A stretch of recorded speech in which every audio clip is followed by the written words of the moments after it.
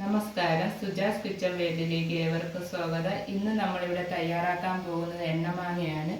അതിനായി നമുക്ക് ഈ മാങ്ങയെല്ലാം ഒന്ന് അരിഞ്ഞെടുക്കാം.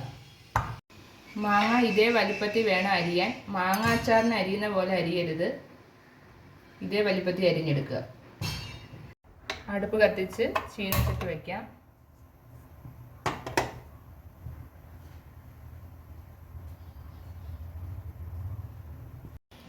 എണ്ണയിലോട്ട് കുറേശ്ശെ മാങ്ങയിട്ട് വറുത്തെടുക്കാം.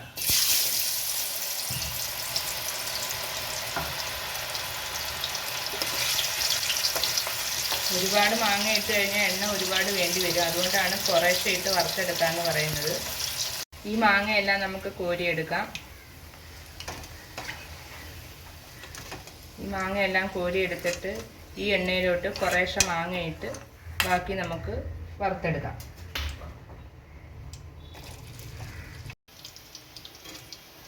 ബാക്കി മാങ്ങയും ഇതുപോലെ വറുത്തെടുക്കുക.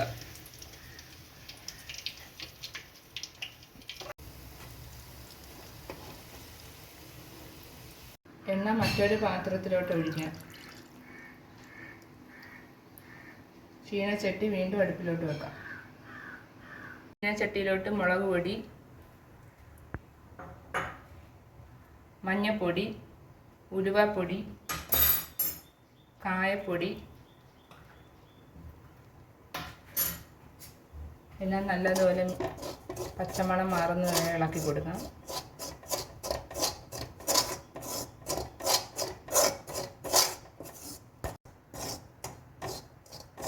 ഇതിലേക്ക് കുറേശ്ശെ മാങ്ങ ഇട്ട് കൊടുക്കാം.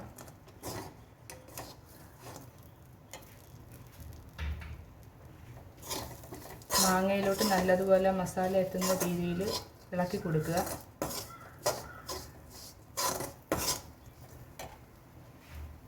ബാക്കി മാങ്ങയും കൂടി ഇട്ട് കൊടുക്കാം.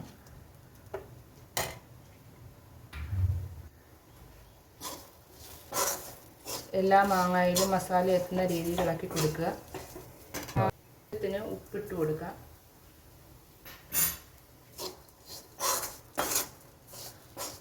അതിലേക്ക് നേരത്തെ എടുത്ത് വെച്ചിരിക്കുന്ന എണ്ണ കുറേശ്ശെ ഒഴിച്ചു കൊടുക്കാം. കുറച്ച് നല്ലതുപോലെ ഇളക്കി കൊടുക്കുക. ഈ മാങ്ങ വർഷങ്ങളോളം കേടുകൂടാതിരിക്കും. ഈ മാങ്ങ 2 ആഴ്ചയ്ക്ക് ശേഷം എടുക്കാം.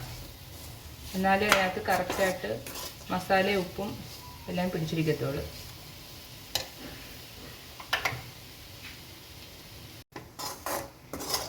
എണ്ണ മാങ്ങ ഇവിടെ റെഡിയായിരിക്കുകയാണ്. ഇനി നമുക്കിത് ചൂട് പോയതിന് ശേഷം ഒരു കുപ്പിയിലോട്ട് മാറ്റാം.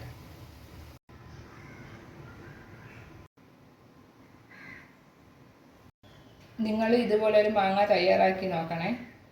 വീഡിയോ ഇഷ്ടമായ ലൈക്ക് ചെയ്യുക, ഷെയർ ചെയ്യുക, സബ്സ്ക്രൈബ് ചെയ്യുക. Thank you.